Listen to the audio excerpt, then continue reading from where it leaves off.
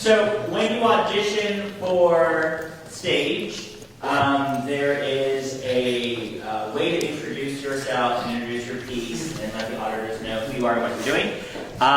In camera work, it's the exact same thing. There's a process. Whereas we say in the theater that you introduce your audition, for film we just say that you're slating your audition.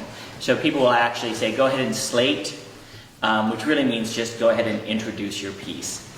So let me just talk about slating. Slating is super easy, but there's actually, today I'm going to talk to you about the two different styles of auditions that you will have. You will have commercial auditions, which are auditions for commercials, and then you will have theatrical auditions, which are auditions for film, movie, television shows. Theatrical could be for a sitcom, or it could be for an hour-long drama. Commercial is just going to be for a short commercial. The type of persona you have and the way that you slate is just the tiniest bit difference between a commercial audition and a theatrical audition. When you walk into the room, usually it's going to be a very small room. It will never be a room like this. It will always be a little tiny room. Maybe they'll do it in the studio. And there's going to be the director or the casting director. There's going to be a reader who is sitting on a chair right next to the camera.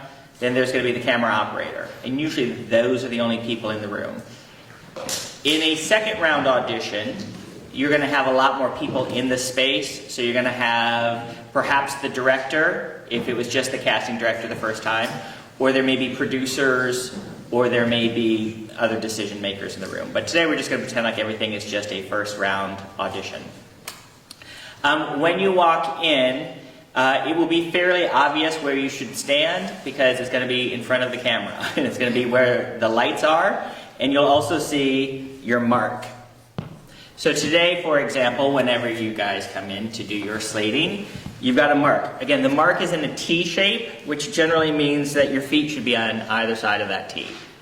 So, now, as we talked about last class period, standing exactly in the T can make you sway a little bit, can make you weaken the knees if you're nervous, so it's okay to kick out a foot to have a little bit more stability, but generally this is where they want you to stand because that's where the camera is focused.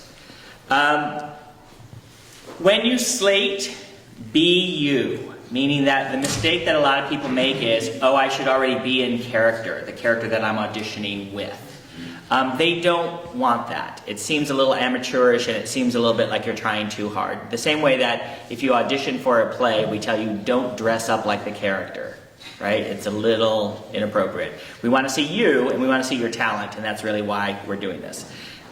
So don't come in with attitude, don't come in with sort of super cheesy, which is what some people choose to do because they just really want to get the part. Just come in sort of natural. Smile as you sort of walk in because everybody wants to hire somebody that seems friendly. Hit your mark, and then they're going to say, go ahead and slate. When you slate, you're going to look directly into the lens. The lens is who you're talking to. It's the only time in a theatrical audition that you're going to look in the lens. Otherwise, you're going to look in that donut, which is what we talked about last time, that sort of area around the camera. So that's where you want your focus to be. If there's a reader, which most of the time there will be, you're just going to be talking to the reader. So that's who your eye focus will be on, is whoever is standing or sitting right next to the camera. If it is a commercial audition, you're going to look directly in the camera because almost all commercials, they look directly into the screen. So if it's for a commercial, looking into the lens as you do your audition. If it's not, looking at the eyes of the reader. There's almost never a reader in a commercial. So that's another way to sort of know. So when you come in, you're going to look into the lens and you're going to introduce yourself.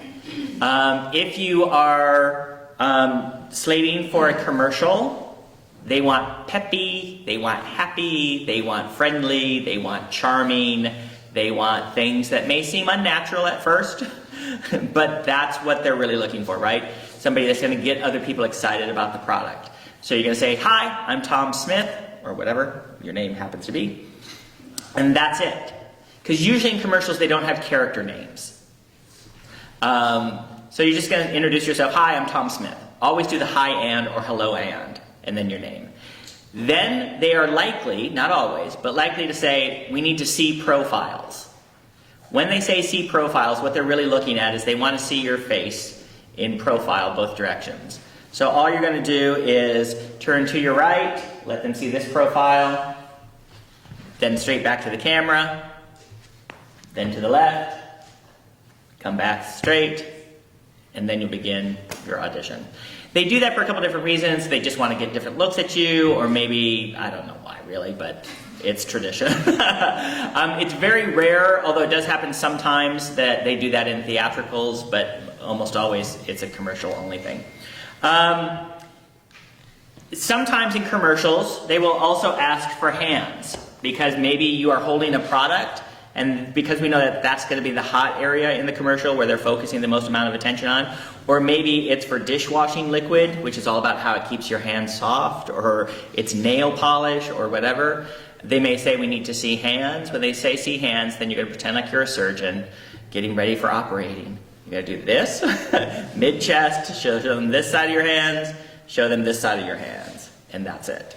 So if they ever say show hands, that's really what they're doing. And they're looking for the quality of your hands, which is a little weird, but again, if this is the close-up, because I'm showing you my lemon pledge, these become as important as your face. If you are slating for theatricals, you don't say hi and. You don't say hello. You just say Tom Smith, say your name, reading for the role of whatever the character's name is. Because at that point in time, you do know specifically who the character is. So it'd be like Tom Smith slating for Joe. And then go into your piece, of course, talking to the reader, whoever the reader is. So for some of you, looking friendly and approachable in a commercial slate might not be natural feeling to you in a way. Maybe you're just somebody that doesn't have resting happy face. So a good sort of rule of thumb, is that a positive spin on that? Is to force yourself to fake laugh outside so that when you laugh, and now I come in with that energy, then that's really sort of the energy they want in a commercial audition, right? There's no commercial where they really want that. So sometimes you just have to fake it till you make it. So fake laugh outside, don't let them see you fake laugh. Or really real, laugh. But just come in with that sense of energy for a commercial audition. For theatrical, it can be a little bit more grounded, a little bit less forced. That's slating. Any questions on slating? Once you're done with the slate, you're done reading your side, then you'll know the camera person will take a half step back usually, or it'll be very obvious. They'll say thank you, and then you look at the director, wherever the director is, or wherever the casting director is, and you just say thank you, and you walk confidently out the door, and you keep on walking completely out of the building. Don't talk about your audition as soon as you leave the room, because often these studios are not 100% soundproof. So sometimes they will hear you say like, oh my God, I totally biffed it. And they're like, well, I guess maybe they did sort of totally biff it. Maybe we won't call them back. So don't ever comment on your audition. One tiny final piece of detail is that when you arrive at an audition for film, they'll have you sign in somewhere, and then when you leave, they'll have you sign out. So usually they just say, just to make sure that you were there, because they will be calling in hundreds of people that day, and if you're not here at your time, they're just moving on to get the next person in, So when they go back and review the film footage that they've shot all day, it may be in a different order than the order in which you were supposed to arrive. Let's say you came a half hour late, they were able to fit you in somewhere, but their list doesn't have that. That's why they have you sign in and sign out, so they know generally what time you were there, so they can make sure that they really know who they're really looking at. It also helps, obviously, that you've slated your name, so that's another safety net. But usually you'll sign in and you'll sign out. In theatrical auditions, like for stage, you'll sign in for an audition, but then you never sign out. You just leave after you're done. If they want to see more, they may say, great, let's try it a different way. This will happen constantly. And as we mentioned before in the last class session, if they're asking for adjustments, it's not that you did it wrong. It's just that they want to see how well you take direction. They want to see how quickly you can change. Or maybe you don't quite have 100% everything that they're looking for the first time that you read it. So give us another shot at it. Or maybe they don't know 100% how we want this character to be. We're really going to rely on the actor and what they bring to the process. And we'll shape the character around the actor. So then give us some different takes so that we can see sort of the variety of things that you can do, and maybe we'll even write to your strengths. So just so you know, whenever they give you direction or ask you to take it a different way, don't think of that as a bad thing. Just think of it as they want just another flavor. All right, let's talk about reading sides. So everybody's going to get 3 types of sides today. Only you are going to get to choose which type of sides you want to read. So one will be a drama. You'll know it's a drama because it has a detective, which is always a dead giveaway. Then you have sort of a romantic comedy as a comedy option, or you have a commercial option. So you're going to choose which side you want to read based upon what you think your type is, what you feel most comfortable with. When you get sides in the real world, your agent or whoever is contacting you will send you the sides usually about 24 hours before, but not much more than that. The reason why they don't send it to you any earlier than that is they may still be making changes to the script, or they just don't want the script floating out there in the world so that you take a picture and send it to all your friends who now know that there's this commercial being made, and suddenly the text gets out on somebody else's social media, and now suddenly the marketing agency that wrote all that text is really mad because now potentially somebody else could film it before them and get it out there in the world. So you don't get this very far in advance. Sometimes, rarely, but it happens, you won't even get sides until you show up. And so really, they understand that you will not be able to memorize fully what this is. If they give it to you 24 hours in advance, they expect you to memorize this fully. But if you show up the day of, they're expecting that you're just sort of doing the best you can, and they understand that. Today is going to be that scenario, obviously. I don't expect you to memorize this, but I expect you to have read it enough times where you don't have to do this the entire time, right? So that you can sort of glance at it and sort of get the idea and then sort of continue on. So you're going to choose whether you want to audition for a commercial, a comedy, or a drama. Learn your lines generally as much as you can in the time that you have, just so that it keeps your face looking towards the camera versus towards the page. Be careful of this. Sometimes you will want to do this because it's easier to read, but of course there's no point in us filming you if all we're getting is the back of a piece of paper. Plus your poor camera person hates the fact that there's all this white paper in front of them. So you always want to keep it down here, just out of or below sort of the camera level. So one of the things that you'll just get used to is the idea that you're going to look and glance and pick it back up and look and glance and pick it back up, which makes having a reader there really important because you'll always know to look back in their eyes. That's who you want to do once you reference this. And they'll give you usually a couple minutes to practice, obviously, and we will today as well. Don't practice it like this. Because you will never perform it that low, and you will never perform it with that much energy. So practice it sort of full out. It's going to feel embarrassing at first, if you're not an actor. But the idea here is that you need to get your mouth moving, and you need to know what size this is.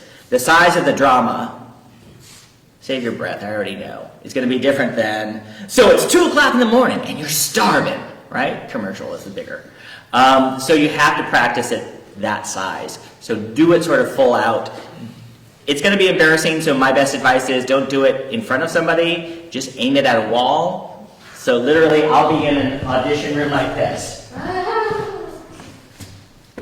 So it's 2 o'clock in the morning. You're starving. You look in the refrigerator. What do you see? Totino's pizza. Okay? That's much easier to do, and you're less self-conscious than doing it with everybody else watching you or feeling like everybody else is watching you.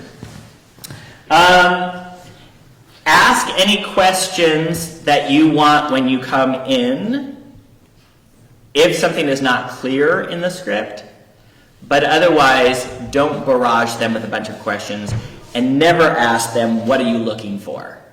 Because what they're looking for is what you're bringing to the table. What I'm looking for is great acting.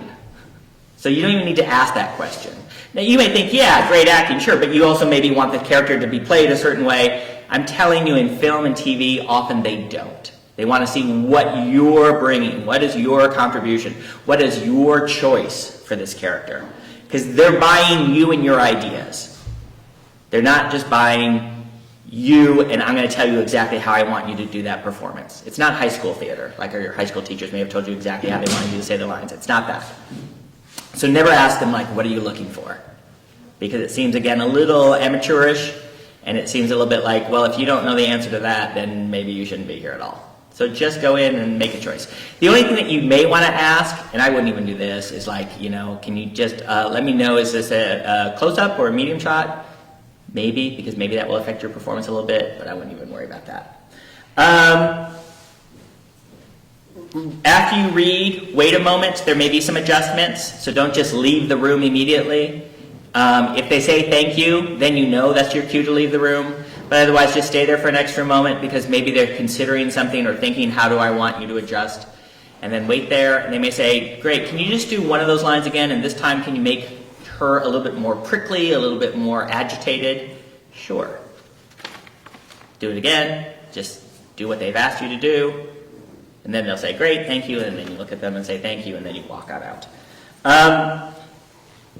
Again, in commercial, straight to the camera lens. In theatrical, anywhere in the donut around the camera lens. But if there's a reader there, just only do it to the reader. Sometimes, we've given you guys a lot of great space today.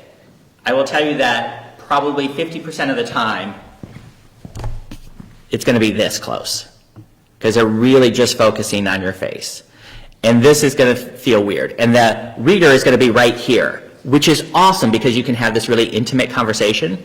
Now, you may make physical choices, like you're going to grab somebody, like, tell me what you know, right? Never grab the reader. The reader is not your prop. And the reader is like, literally the reader gets paid to just read the other person's lines opposite you.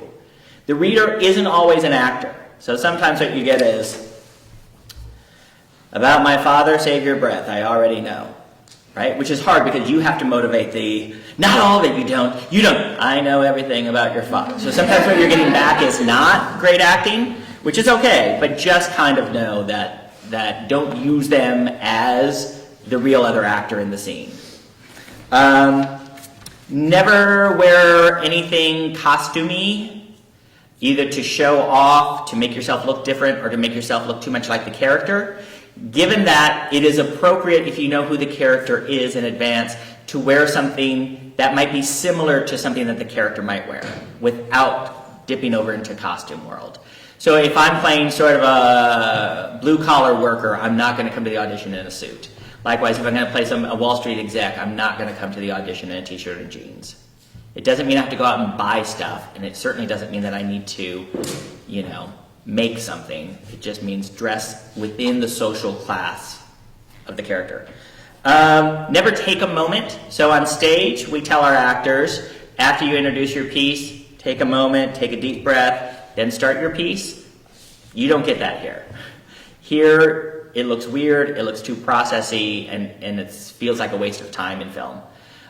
So really, once you slate yourself, Tom Smith reading the role of Paul, look, I don't care what you say, so it goes that fast, right? But it's okay, because I shouldn't have to exert that much energy because the camera's able to pick up my energy. On stage, I need this moment because I need to take a deep breath because I've got to fill the room, right? So it's going to be different. Don't cover your face with your sides. We already talked about that. Don't stop. Even if you biff a line, even if you accidentally jump a line and skip ahead, just keep going. Never stop until they stop you. Just get through the scene. Because again, maybe what they're seeing is brilliant and it's not really 100% about the lines. And then finally, don't rush. When you're nervous, your instinct is, I just want to audition and get out of this room as quickly as possible. No director ever wants to work with a performer or an actor who doesn't look comfortable, who feels like this is agony, right? Because If it's agony for you, then why are you doing it? Why? And then I feel like mean that I'm forcing you to do this. And it's sort of a lose-lose situation. We understand that you're going to be nervous. You understand you're going to be nervous. Let's just all put it out there from the first moment saying, everybody's nervous. I'm nervous for you. You're nervous. You want the job. I want desperately to hire an actor for this job. Like, we're all in the same boat. I want the best work out of you. So give me your best work. So what it means is when you read, sometimes read it just a little bit slower than you think that you might need to, because really you're probably rushing a little bit more because you're a little bit more nervous. Questions on slating or sides? Wait, do slate for film again. Okay, for like a theatrical or a commercial? Not for theatrical, for like film, like, hi, I'm Lucia. Okay, so if it's commercial, if I'm auditioning for a commercial, I'm going to look in the camera lens and say, hi, I'm Tom Smith. Then I'm going to start my side, looking right into the camera. If it's for a theatrical, a film or television, then I'm going to just say, Tom Smith, reading for the role of Paul. Here I am talking around the edge of the camera. So commercial, you get hi or hello, and you never look anywhere but the camera lens. For TV film, no hello. What we get instead is the name of the character, and then you look around the camera. Cool. The reason why we're having everybody go through this experience today, and what we're going to do is, each one of you is going to read, and then after you're done reading, I'm going to make you be the reader for the next person, so that you get experiences on both sides, what it's like to be a reader, what it's like to be an auditioner, is because you also need to have sort of a good concept of what the actors are going through. Also, with film acting, ideally, you will only work with people that have done a lot of film in their life, but let's face it, it's not always going to be the case. You're going to work with a lot of first-timers, so sometimes you're going to have to tell them the things that you guys have just learned this week. So putting it in your body and having walked through the experience makes it a little bit more concrete than just hearing me lecture endlessly about it or demonstrating it constantly.